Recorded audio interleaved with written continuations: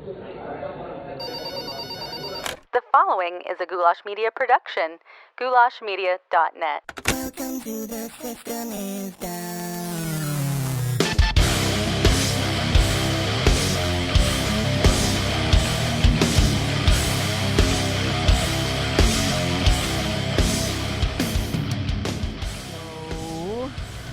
Yeah, we're here with. What'd you say your legal name was? Spikel McCohenikins. And how do you feel about that name? Do you feel like it encapsulates? Do you feel like your mom did a good job? No, I mean, that's why I changed it. I think she did a horrible job. Yeah. Spikel? I mean, come on. Mm-hmm. No, And what would you say to her right I now? would say, I love you. If your mother was right here. I love you, Mom. But come on. But come on. What the hell? Why? Spikel? Yep. I spelled E-A-L. Yeah. At the end, by the way. Of course. I mean, keep it classy. Just to be different, yeah. Just to be different. That's what makes a difference. That's what makes the EAL, difference, is not the spike part, yeah. Or the Spikel. So, Spike, we're on tour now. I'm here now. We're here. We've made it here. We are both here now. We've finally been reunited. And We it feels literally so are good. here right now, yeah. It feels so good. How have things been going? Like the tours before this, everything. Like, it's been a while since you and I have spoken face to face. We haven't seen each other since July at the convention. Yeah. Yeah. And it's been before going. that, we had never met. No, we only spoke on the internet. Yeah. Which doesn't count. It doesn't count. I didn't think you were real. No, it's been going great. We've been around the country. We shortly after we were in the convention, we went to the Chicago area, went all around Illinois. Then we went to Ohio for their convention, attended some protests there. Then we were in Pennsylvania doing their big last-minute drive for ballot access signatures. After that, I did some stuff in Richmond, in and around Richmond, Virginia, some rallies and protests. And then shortly after that, we started the this bus tour, the first leg of it, and I have pretty much been on the road. For every day I've been home, I've been on the road about 4 days.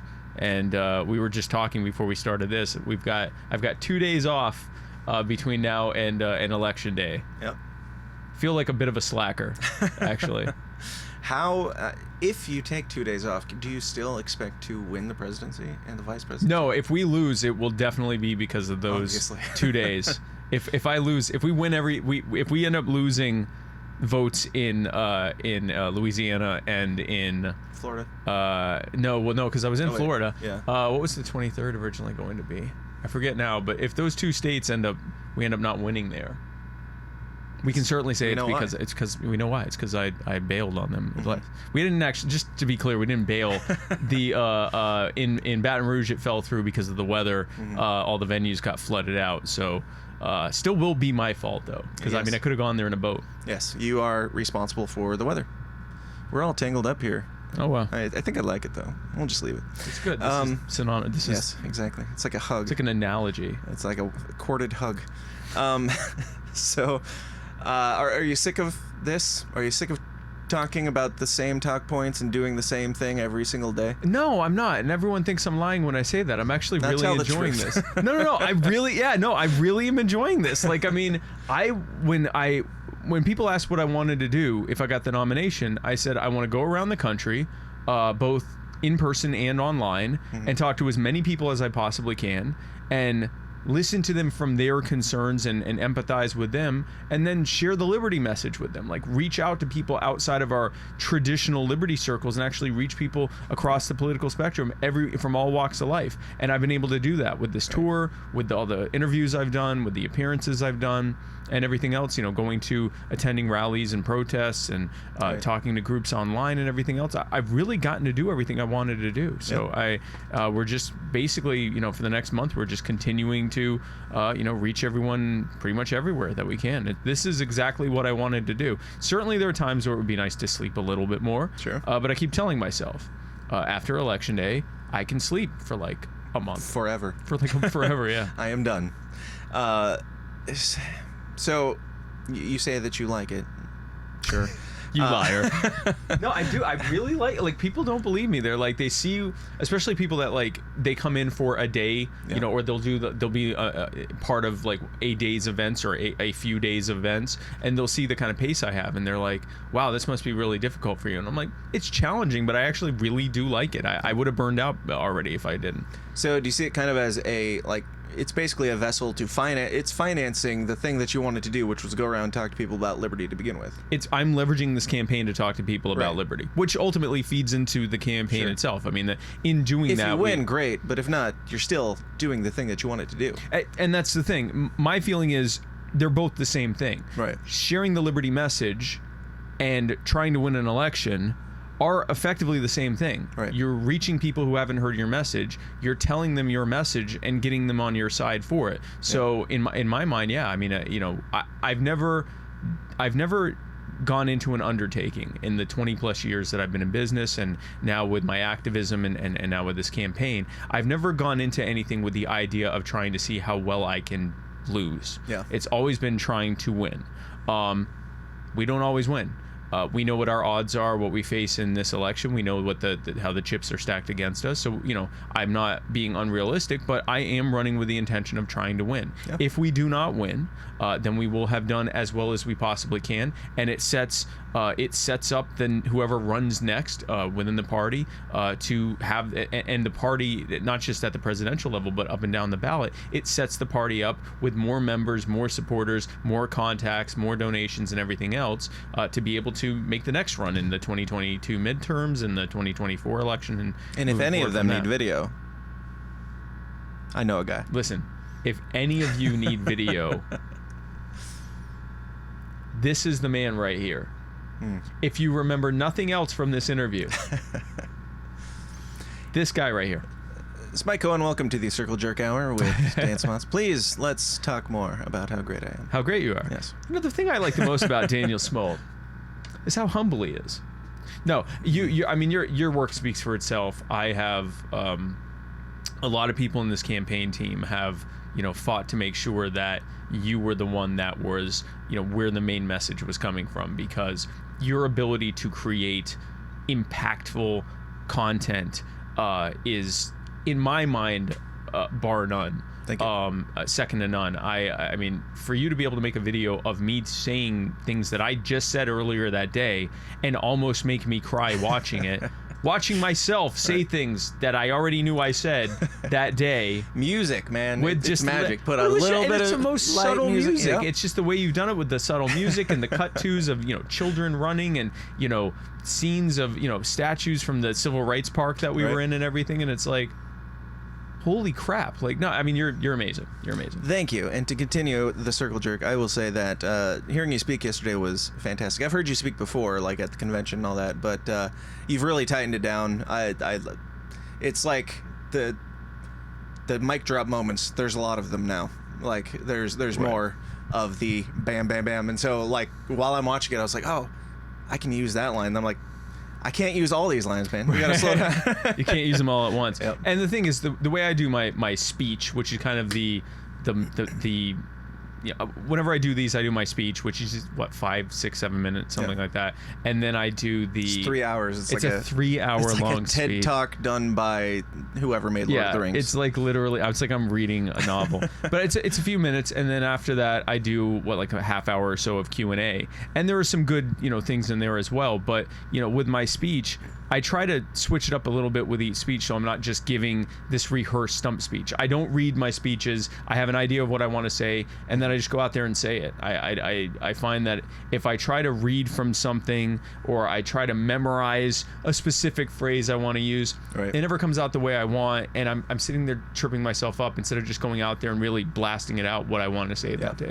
Yeah, I hate when you hear a politician speak, and you can tell that they had good intentions when they wrote down a mic drop moment, but then it comes out as written down, and it doesn't have any impact at all. Yeah, because you're not speaking from the heart in that moment. You're reading what will read very well. Right. But like you said, when you say it, it's and like, if they hired an actor to say what they wrote, it would have been great. It would have been great, right? Yeah. But yeah, speaking from the heart, it's very, very apparent, and yeah, I applaud you for it. And one thing I was going to ask on the topic of whether or not you hate doing this yet, is if you were, like, if this was just a vessel for, let's say you were using the podcast in the same way, like if this was switched around and this was a Muddied Waters bus that we're sitting on, how would that change what you're doing right now? If it was just whatever you wanted and not a campaign? I wouldn't be asking people to vote for me. It'd be, Well, really be there's the that. biggest difference. I'd be asking them to vote for whoever I was supporting. Yeah. You're saying if this was a Muddied Waters bus tour where we're Right. promoting the podcast Yeah. and the shows and stuff, yeah, I'd pretty much be saying the same stuff. It would just be, instead of saying vote for Jo Jorgensen and me, I'd be saying vote for whoever was running, Jo Jorgensen and someone else. Bill or Weld. Bill. So, Hi. It's all right. It's all right. You can be. Come say hi. here, come sit on my lap. Is it live? No, it's not live. It's recorded. Okay, so then you can cut this out. Yeah, but I probably won't. He's not going to cut this out. This is the best part. We're off this off. Okay. You I upgraded gotta the get- video, oh, wow. if you will. Look at you. Thank you. Looking I sharp. Hey, you prefer look the sharp authentic. too. I like your dress. Thanks. So I'm not wearing this out there. Why? It's really. That's just short. her around the bus This is outfit. great. I know you like it. Trust me, I know. Someone tell her she should wear that out there. Sorry. If you guys are in, where are we right now? Savannah, Georgia. Yes, if you're in Savannah, tell her to keep wearing the outfit. Tell her to wear. This is a democracy. This is she. Well, I guess she has final say in what she wears, but Yeah. my vote is that she keeps that on until later. It looks nice. I liked it. Yeah. So where were we? You touring and stuff. Yeah. I mean, if I were doing this as, just Spike Cohen with Muddied Waters Media, I'd have the same message. It would just be, and therefore vote for whoever else we'd be pushing to vote for. Yeah. So when this is over, what happens? November 4th. What are you doing aside from sleeping? First thing I do, I'm definitely taking a nice long sleep for Yeah. a day or two. I will probably put out something recapping based on how well we do, where we go from here. Mm-hmm. And I will start the beginnings of laying the groundwork to talk with people about whatever lessons we learned and what we could have done better, what we shouldn't have done, Yeah. what we needed to have done more of, and so forth, to try to begin a process. Because a big thing of mine is one thing I have seen that we really need more of, and that we've had great success with when we do, is the more unified we are, not even necessarily in saying the same things, but unified in that we have the same strategy, Right. the top of the ticket all the way down. I think we do the best when that is the case. And supporting each other. and supporting even if each you other. disagree on a couple things. Supporting each other, even especially if we disagree on a couple of Right. things, recognizing that, because with us it's not even the 80-20 rule, it's like the 90-10 rule. Yeah. And I think that we can tighten that up. I think that there's things we can do in terms of making sure that we get as much impact as we can outside of our traditional circles. And then after that, pretty much after Thanksgiving, I'm going to go to Barbados for like a month. Nice. Yeah, I'm gonna go stay with my in-laws for a month, Nice. and get. So if I hadn't been doing He's this gonna leave campaign, the country. That's how much he wants to be vice it's- president. Well, I'll Keep be saying back. president. I'll be back in time for the inauguration, but Yes, of course. I will go to Barbados for a month and here's why. If I had not been doing this campaign, I would have been at the beach swimming every day between April and pretty much now would be about the end. Maybe another week or two that I could, depending on how warm it is, that I could continue going to the beach and swimming and all that. And You're saying instead, this isn't comparable to that? I'm saying that I have not. I have. I been thought you said you were drier. having fun. I am having fun. I'm just not dry, or I'm just dry. I'm a lot drier than I expected to be. By the end of this conversation, I'm going to talk you into not having fun, into believing that you're not having fun. It's just like hating all let me of this, rephrase yeah. that. I'm going to talk you into being honest. No, but I'm enjoying myself. I am enjoying myself, but I Yeah, didn't I get know. to do the beach. So I want my 1 month of uninterrupted beach time. I will be back in time for the inauguration, to be sworn in as vice president, and then moving forward from that, just working on how much I can help the down ballot races between now and 2022. There are a lot of people that they will run if they have the resources behind them, if they have the support behind them, and I will help to whatever extent I can on that. Yeah. And to clarify, since people know that I am on the tour now, and I am coming in very late into the game, Spike still seems to be having fun. Like he pretends really well out there too. I'm not saying he's not having fun because of something I've witnessed. You've definitely got a lot more energy and stamina than I do. Coming in at the end, I'm tired on day 2. So It is. I mean, listen, it's very challenging, and there are times where at the end of the day, I sit down over there and it turns into sleeping. Yeah. So I mean, it's I certainly I leave it all on the court and each day, and I get to sit down and feel like I got a lot accomplished that day. Yeah. And that I didn't I didn't fall short in terms of putting out as much as I could. I don't leave any chips on the table. That's 2 sports references there. I didn't catch either one. Basketball and poker. Wow. Basketball and Poker's poker. a sport? Like NASCAR? It's gaming. Okay. So is video games. So yeah, so I'm That's having a not great what we're time. here to talk about. Yeah. So I'm having a great time out here. Yes. Cool. So on this tour, what's been like? Share some stories. Like, you've talked to a lot of people. man. I'm sure you've heard some shit. I'm going to in terms of people's stories, Yeah. I've talked to people that they had a chronic pain issue and they got hooked on opiates, and instead of being able to use something like cannabis, which is a lot safer and almost pretty much as effective and more fun. and doesn't cause addiction. And then when they hit their limit of the amount of opiates they can have, now they have to get them illegally. They ended up on heroin. They ended up selling heroin to be able to afford their heroin habit. They ended up in jail for 3 or 4 years, on a minimum sentence for possession of a certain amount. Then they get out. Their life's ruined. They can't they can't vote. They can't do any number of types of jobs because of the felony that's on their record. They can't own a weapon, and they're trying to piece back their life together. And they remained addicted while they were in prison. It was only once they got out of prison that they were able to, find a rehab facility. So I hear stories like that. I hear stories of people who, came here as children when their parents crossed into the country. They find out as young adults that they aren't here legally.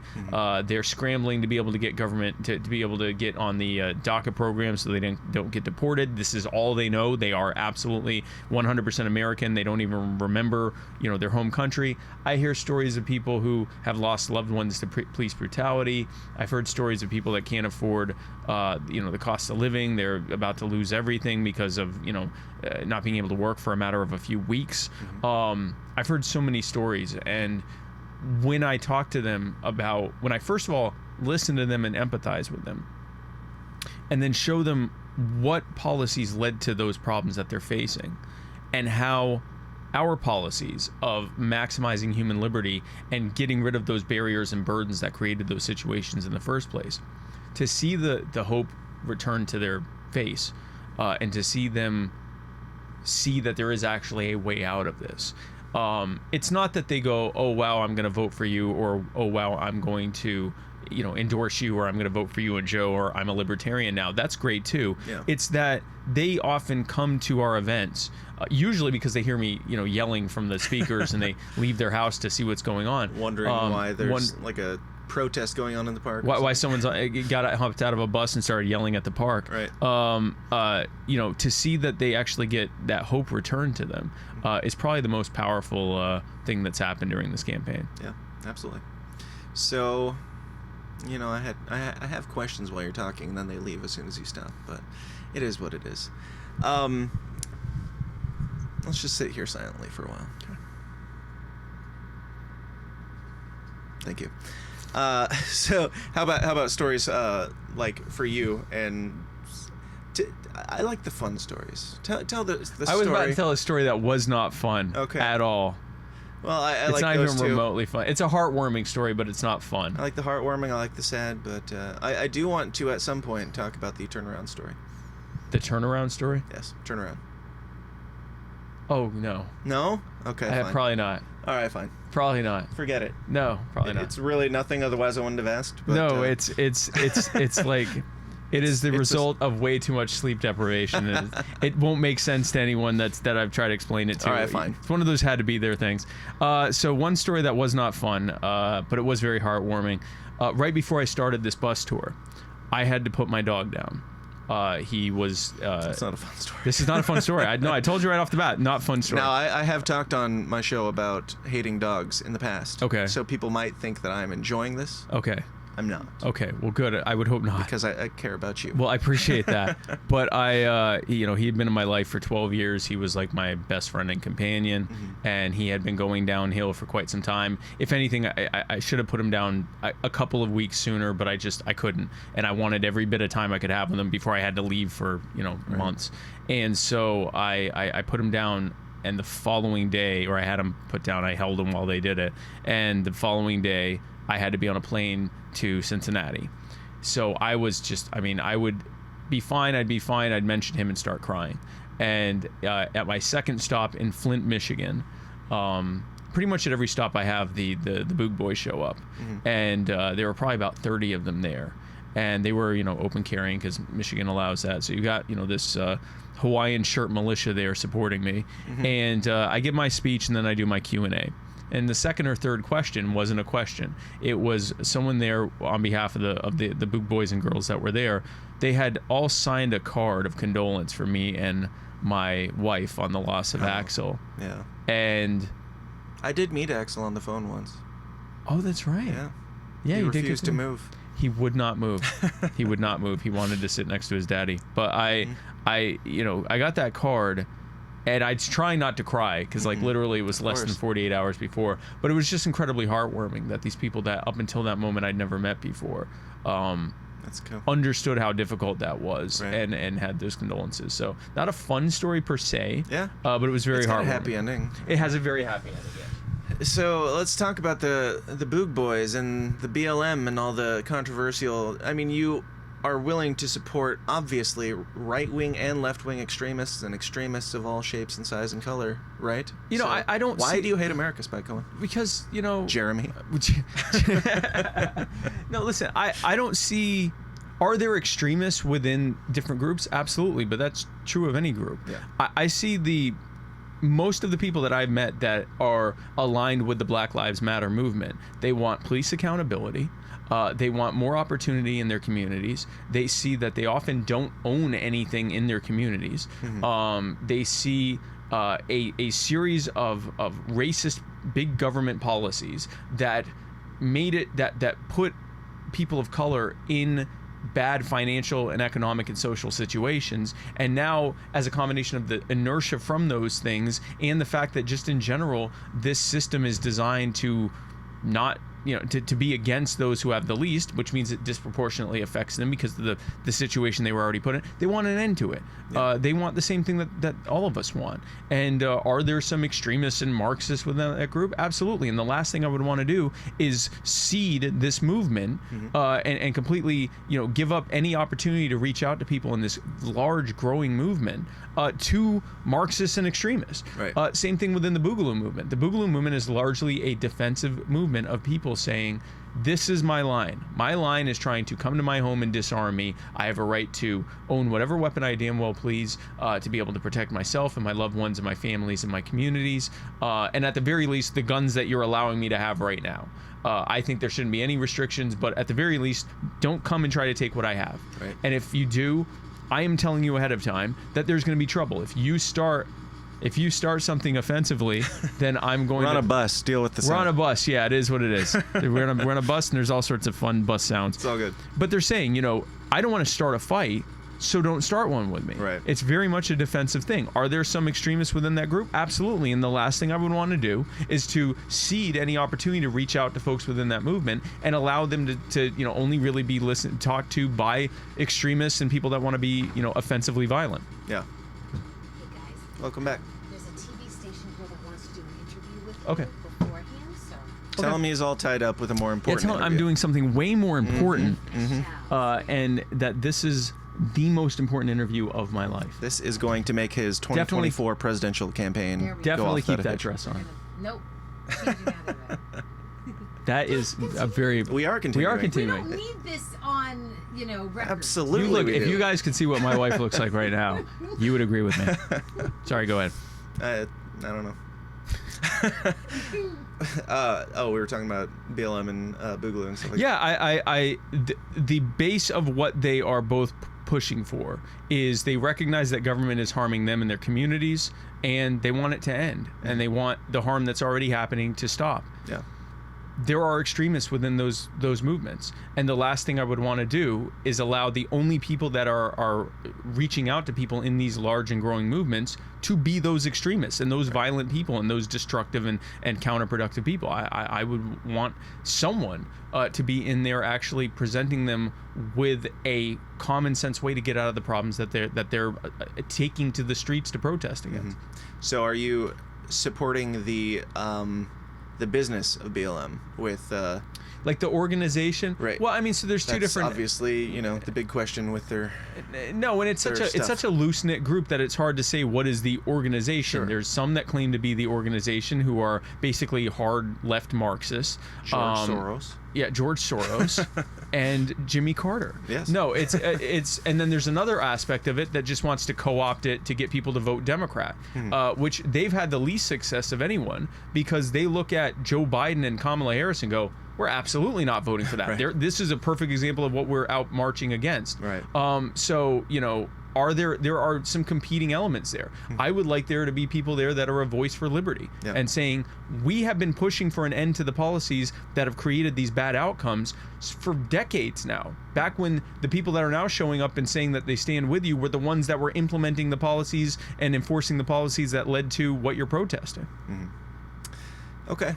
We don't need to spend too much time on that because I'm sure you've talked about it a lot with all the things. No, it's a good thing to talk about. I don't Sure. want to make a lot of noise. No, you're good. It's okay. We're casual Keep here. that dress Just on. crunch all the Skittles you want while we talk. That's fine.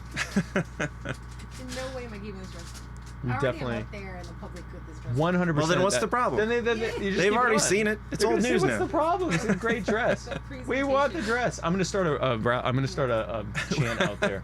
Bring back the dress. Continue.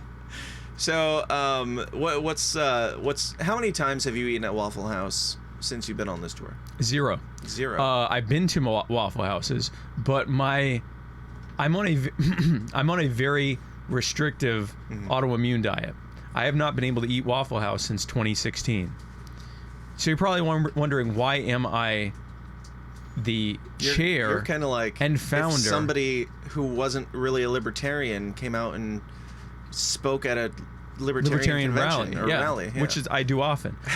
It would be like, so people ask, why are you the founder and head of the Libertarian Party Waffle House Caucus? And I don't have a good answer for that. So you're like the Austin Peterson of the Waffle House Caucus. Sure. All right, cool. What's your favorite movie, Spike? Probably Scarface. Scarface. Even though I changed my name after watching My Little Pony the movie in 1985. That would have been my favorite movie then. Is that really how this went down? Yes. With the name change? That's how I changed my name. That's to a more Spike. interesting story. Yeah, so in 1985, I was 3 years old. My parents took me to see the My Little Pony movie, which featured... I don't care. Which featured... I'm getting out of here, guys. We watched a movie called My Little Pony. Just keep it the up. Just dress. Keep that dress. Keep that dress. Keep that dress. She's fantastic. I went to so we went to see the movie. The convenient plot device character Spike the Purple Dragon, who at the end of the movie, when all hope is lost, he becomes this gigantic dragon and slays the wizard, or I don't know. I don't even remember how it ended, but he won, and the Pony Kingdom was saved or whatever. And so I was 3. Sounds like you were so passionate about this. Well, at the time, it was everything to me. I was 3. Clearly. Again, keep in mind that I was 3. As a 3-year-old, so I watched that. I was absolutely very happy, very excited about life, and we left the theater, and I immediately told my parents, I am now Spike. And Declared it. I declared I'm it. Spike now, guys. My Sorry. name is now Spike. That You is guys who I suck at naming kids. I don't know what to tell you. Name your kid better. So I said Spikle? I What's said up with I'm that, Mom? Spike. Yeah, what's up with Spikle? So I said I'm Spike, and they went with it because they figured it was a phase, and I'm now 38. Wow. So it's a 35-year phase. Yeah. Is it legally changed? No. That's why there's been, introduced as Jeremy Spike Cohen and stuff, because on some ballots, depending on what they allow, on some ballots I'm Spike Cohen, On some ballots, I'm Jeremy Spike Cohen. Haven't you ruined this party enough? On some ballots, I'm Jeremy Spike Cohen. Jeez. And then on other ballots, I'm just Jeremy Cohen. Yeah. Cool. Do you know what the other interview is for, or when you're supposed to do it? I have no idea. Okay. Well, we can be done whenever you need to. I thought we were done. That's the best way to. I thought we were already I finished. assumed we were done here. I thought we were just talking. No, the recording has stopped. Oh. That's what I was checking for, because it clicks off after 30 minutes. But, Oh. Yeah. We can be done, since you are clearly done. I mean, I thought we were done. Yeah. We can continue. At which point did you think we were done? We like can halfway bring- through it? Do you want to bring the other, the guy from outside in, and we I can don't- like do absolutely, I an do. interview within an interview? Absolutely, I do. Yeah. Let's do that. Let's see if they want to be interviewed doing an interview during an interview. I'm all for it. I'll see. I doubt they'll say yes. I'm sure they won't. Well, thank you for having me on. Oh, you're welcome. On my And own if bus. we don't Thank you. speak before the end, tell everybody real quick where they can find out all the information about Spike Cohen's 2024 campaign. You can. No comment. Go to joe20.com. Oh, and go to my social media. Go to on Facebook, on YouTube, on Twitter. If you look for Spike Cohen, especially on YouTube. If you were ever having people say, yeah, but what do libertarians think about that? Or, but what about healthcare? Or don't you just want the corporations to take over? And wouldn't that suck? What's your answer to that? Whatever things that you don't feel like answering or don't have an answer for, if you go to my YouTube channel, I have more than likely made at least 3 videos about it. All of them anywhere between 2 and 3 minutes, or even 5 or 6 minutes. Nice, digestible, delicious Spike Cohen content. Succulent Spike Cohen content on YouTube. Yes. And Hit the bell too. You got to hit the bell. That way you don't miss anything. You get notifications on your phone every time a video drops. So even if you're asleep, you won't miss a single video from me. Thank you. So it's literally Spike Cohen on Facebook, correct? Yes, it's facebook.com/literally Spike Have you Cohen. considered changing it to more literally Jeremy Cohen? To literal, Because to that's literally Spike'll, literal that works Spike'll too. Cohen. Yes. All right. Thanks, Spike. Thank you. I appreciate it. I appreciate you. I Thank love you with all my heart. I love you even more than that. I miss you so bad it hurts sometimes. I'm gonna share a bunk with you. Oh, I would appreciate that very much. One of the foot tall bunks in there. Is that what you're talking about? Yeah, like the one of the That'd be impressive. sarcophagus bunks. Cool. All right. That was fun. All right, I'm gonna go do an interview. Cool. I'll come film it. Hey, sports fans. Thanks for sticking around to the end. I hope you enjoyed that conversation with Spikel McCahinican as much as I did, and I did. New format on this episode, as you may have noticed. No intro. Shocking. Crazy. Outlandish. Surprising. Right? Well, if you were going to sign up for the Downers Club and join our Patreon and get bonus content every single week, if you were excited enough about the show and what we're doing with it and all the ground we're breaking and the things that we're doing, if you were excited enough to support us on Patreon and get bonus episodes of the show every single week, when I talk about it before the episode, you should still be just as excited if I talk about it after the episode and say nothing before the episode. But that's really neither here nor there. Just know that if you like what you hear and you want to hear more, some even more wild, crazy, often offensive bonus audio and video content for your ears, you can get it every single week and our entire backlog by joining the Downers Club at patreon.com/thesystemisdown. Yep, that's that. The show is also sponsored by Brave Botanicals. That's right, free drugs, kids. You like Kratom? You love Kratom. You can get it for free. You can try it out for. You can get a free ounce at freeounceofkratom.com. I use their white Borneo quite often. I use it to help me focus and help me stay energized and awake during the day. It's fantastic. If you don't know what it is, you can look up the episode where I had John Bush on talking about Brave Botanicals a while back on an episode that has a number in front of it. Or you can just go to the website, freeounceofkratom.com, and they've got a bunch of info there that can help you out. And then you can try it out for free. You don't even have to know about it. You're going to be fine no matter what you do with it, basically. You're going to be fine. So you can just go order your free ounce of kratom and consume it and see what happens and learn for yourself. But I would recommend reading a little bit on their website first. Anyway, that's that.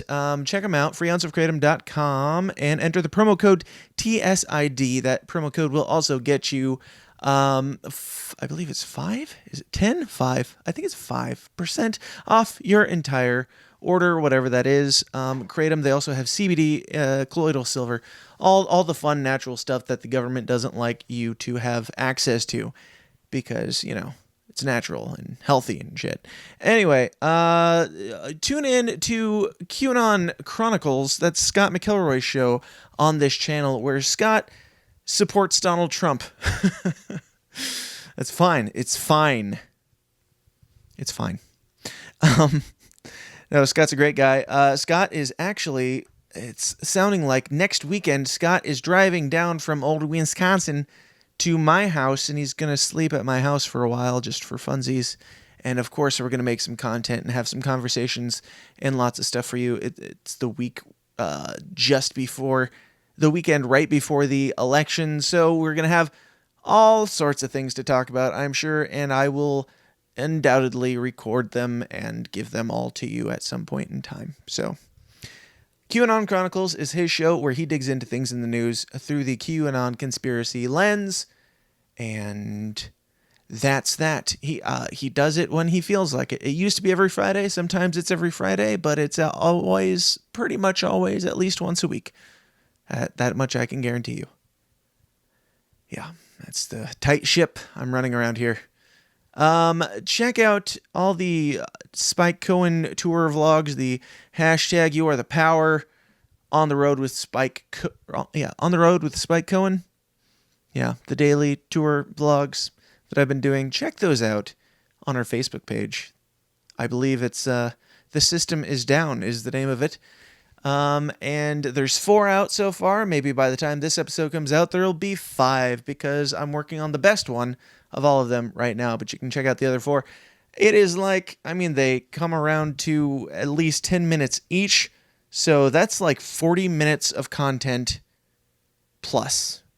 And you get a lot of behind-the-scenes looks at the end of each, a lot of the fun, silly craziness that goes on the tour bus and so forth at the end of each video. So check those out. They were a lot of fun to make, and they still are, and I have a lot more things coming in that vein. I am not done when this election is over, so keep an eye out, and that's that. You are the power and stuff. So I think that's all. Go out and vote. Go out and vote your conscience, and don't let people who are less intelligent than you sway your decision. That is all I will say on that at this time. If you want to hear me rant more on that stuff, of course I rant more on that type of stuff, but sometimes that's in the bonus content. And that's in the Downers Club.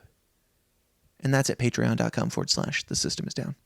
All right, guys, thank you so much for listening to this. I hope you enjoyed it. I certainly did. And keep an eye out for more Spike Cohen stuff from The System Is Down in the very near future. Until next time, ladies and gentlemen, please continue to question everything, stay uncomfortable, and I'll talk to you then. Thanks. This has been a Goulash Media production. goulashmedia.net. This concludes our broadcast day. Click.